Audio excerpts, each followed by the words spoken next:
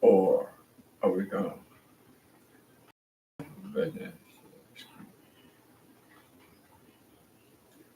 Good evening, my people. This is your host, Jack Daniels.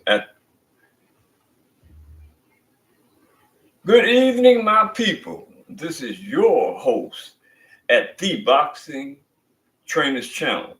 Jack Daniels is righteously at the helm. I got a pretty good show for y'all tonight. I was a little laid back last night because I was working on getting my tools together to get this podcast running correct. So I was a little tardy in getting back with y'all yesterday, but let the record reflect that I was thinking about you and my podcast. Hello. So um, let's do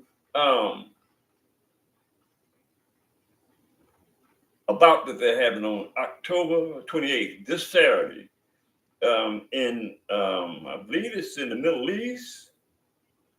Riyadh, I believe it is. And actually, this is a uh, what is this? What do they call these? It's not it's not it's not a professionally recognized bout. It's an exhibition, right? There's no rewards other than deep pockets filled with money, and it's a pretty. And I really don't like doing expositions, but that's what I'm here for, to give y'all the boxing news. So let's get right into this. Uh, on May, excuse me, on this on no, on October 28th, this Saturday, Tyson Fury will be fighting Francisco Nganneu. Nganneu. As close as I'm gonna get to that. And the stats on Tyson was available, but not on his opponent. Let me see if I can find his stats there. Give me bear with the brother. I call myself being pretty efficient. No, and okay, here it is. Okay.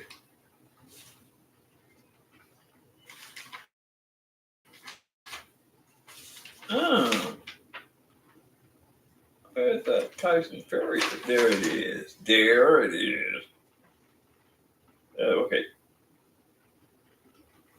Tyson Fury versus Francisco Nganneu in Saudi Arabia, right? Uh, the stats on Tyson, I did.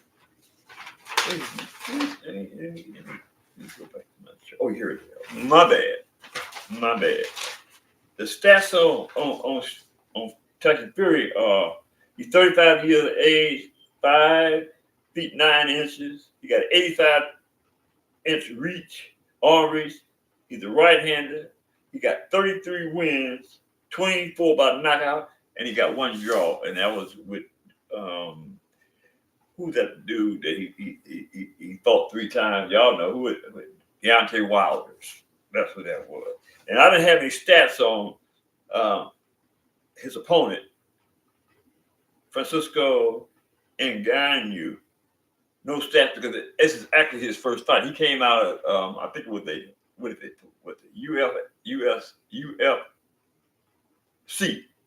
UFC.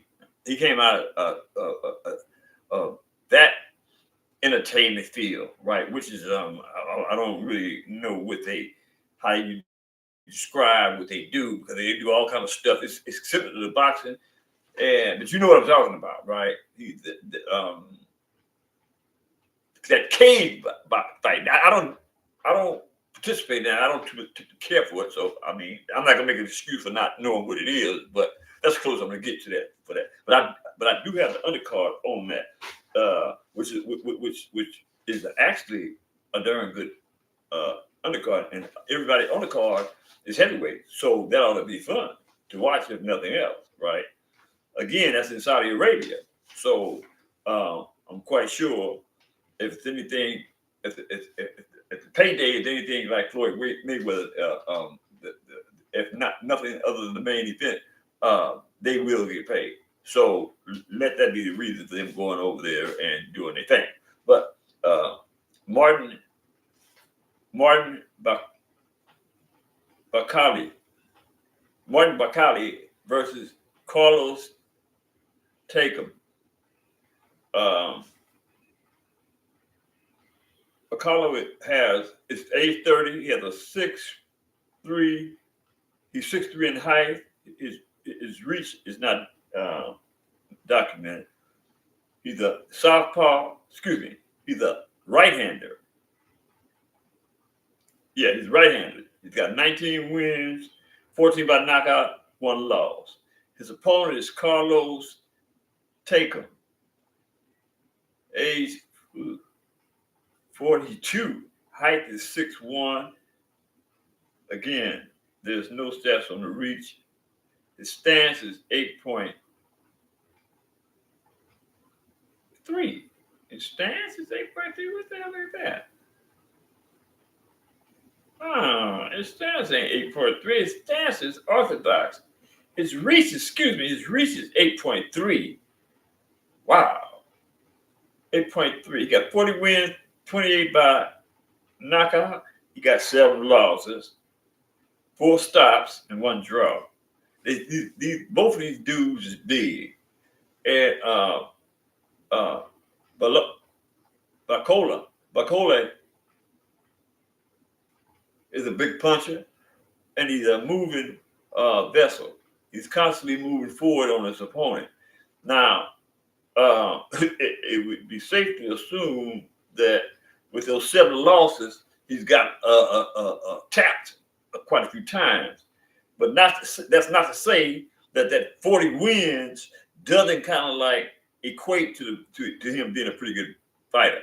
You know, I'm kind of interested in seeing that fight because these are big guys again, and they bring the heat when they come in.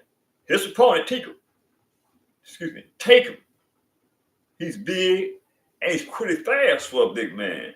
These guys don't normally give the stats on their weight because with a heavyweight, anything from 200 up, you're a heavyweight, right? And like I find that unusual that they don't stat them, but they don't. So that's a piece of boxing information I think I should say that I'm glad to share with y'all because I actually didn't know that myself until this evening when I did research on these dudes. Okay, the next undercard bout is Fabio Wortley. He's a prospect, young prospect. His age is 26. His height is 6 feet 5 inches. Reach is 78. He had a 78-inch reach. He's a right-hander. Got 16 wins, 15 by KO, no losses. David Adeleye, also a young prospect, but a lot of potential. He got a lot of potential. I reviewed I reviewed all these fights and did the tape on, right? And like they got a pretty good selection of heavyweights to come up and try to challenge Tyson Fury at some point. But I'm talking about especially Fabio Wortley and David Adeleye. That's it. Adeleye. Adeleye is ranked number 9 by the WBO. Oh, that's pretty interesting. And he only got 12 wins, but then again, he has 11 knockouts. Let's do stats on him. He's 26 years of age, height is 6'4", his reach is 74.4. He's an orthodox right-hander, got 12 wins, 11 by KO, no losses. Now look, this dude, I did the tape on, like I said, has a lot of potential to potentially be a contender in the ranks, right? So we need to start to keep a close eye on him as he moves up the ladder. Okay. What do you think about him? I like him. Joseph Parker is a third main event. Um, he's 31, 6'4" height. His arm reaches 76 inches. He's an orthodox right-hander. He got 32 wins. That's it. 32 wins, no losses. That's pretty darn. That's pretty good. Hold on. Let me make sure let me make sure on that now. But that sounds kind of suspicious, if you know what I mean. Now, you got 32 wins. 3 losses, 1 stop. That's okay. That's okay. That ain't bad. I mean, this kid is 31, and it's 31. Okay, I did say he had 3 losses, 1 stop. Okay, that's okay. He still got room to excel. We're gonna watch out. We're gonna look out. We're gonna look and see if he progresses in the ranks. Also, his opponent is Simeon Keene. Keene is 34. Height is 6.5. His reach is not cited. You got 23 wins. Actually, they actually cited his weight. His win is 23. His weight is 243. 243. 22 KOs, 1 loss, 1 stop. No, excuse me, no stop. Let me stop perpetrating fraud on that dude, man. He got no stops, man. And not citing anything on him.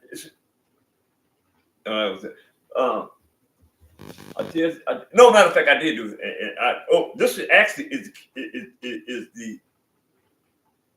the Samuel King is the kid from Nganneu. Yeah. Let me reiterate. His age is 34, 6.5 height. That's the one that didn't cite a reach. 23 wins. Weight is 143. 22 KOs. Damn, man, they don't got no style. They ain't got nothing. No, I thought that was unusual. He don't have any losses. He has 22 KOs, 23 wins, 22 KOs. Excuse me, 1 loss. 1 loss. Okay, but I did the tape on here also, and he's a challenging young Canadian buck, right? So let's watch out for him in the upcoming years. See what he's gonna do. This is a pretty good show. I didn't really want to, like I said before, I really didn't want to do the Tyson Fury aspect of it because this is an exposition, right? There's no record to be developed as a result of a win-loss in this case, right? So they just fight for the NSA, which is okay. If that's what y'all like, right? Me personally, I want to see somebody fight for the record, right? See whether you win or whether you lose. But that's what boxing is really all about, right? How you gravitate toward how much you put into what you do as a boxer/fighter, right? To determine the outcome of your career, right? And this is what boxing is all about, right? It's about how much you put into what you do and how bad you want to be a part of the historical record. You know what I mean? So with that in mind, that's why I don't really gravitate to exposition bouts. So I hope that point is well taken. Lastly, I wanted to give a little briefing on something that came about through the boxing channel, right? They were doing some statistics and they touched on something that I touched on maybe a week or so ago in regard to Floyd Mayweather and how I had a nasty taste in my mouth in a way that he was promoting that fight. Actually, actually, I want to I want to get some clarity on that. I want to back up a little bit on that. The fight is actually promoted by um, Al Heyman and BBC, right? But for some strange reasons, there was some chatter um, on the Boxing Voice, and the allegations were whether no were was was Floyd Mayweather good for boxing, and the comment was made around the fight between Devin Haney and Regis Prograis, right? Whether the date that was set for by PBC on the 9th of December was going to interfere with the pay-per-view that was uh, to be used, or that was, excuse me, the pay-per-view that was being noted in the Devin Haney versus Regis Prograis uh, fight, right? Whether he was wrong for putting a date. Okay, now the thing that I spoke on was simply the same, right? I thought that Floyd Mayweather had something to do that, although I said that Al Heyman was wrong for doing it. But I also indicated that I believe that Floyd Mayweather was hating in regards to having something to do with those dates.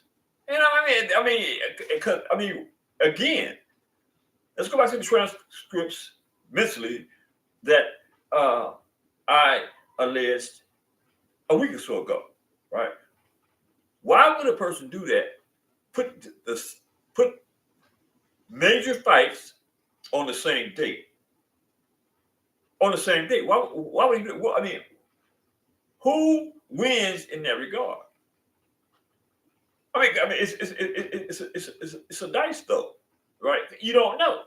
You don't know who the victim is going to be in regards to the intake of the payroll, because I mean, you don't know which fight that the fans want to see the most. But the thing is about that, and I'm going back to the transcript of 2 or 3 weeks ago when I stated this, and I will state right now, is that what kind of business is that? I mean, is that good for business? No, in my opinion, in my humble opinion, I don't think that's good for business, right? To put the fan in a position where they're choosing how they spend their hard-earned money on which fight they want to see. They want to see both of them.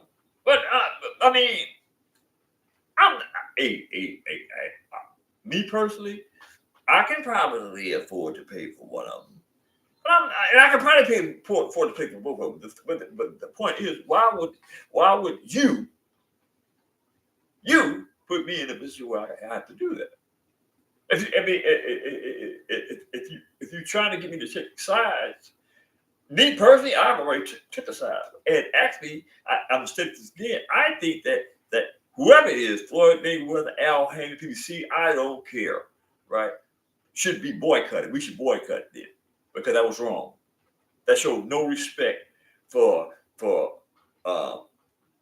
Devin Haney and Regis Prograis. That showed no respect for Eddie Hearn and Matthew. I mean, it just shows astronomical amount of disrespect.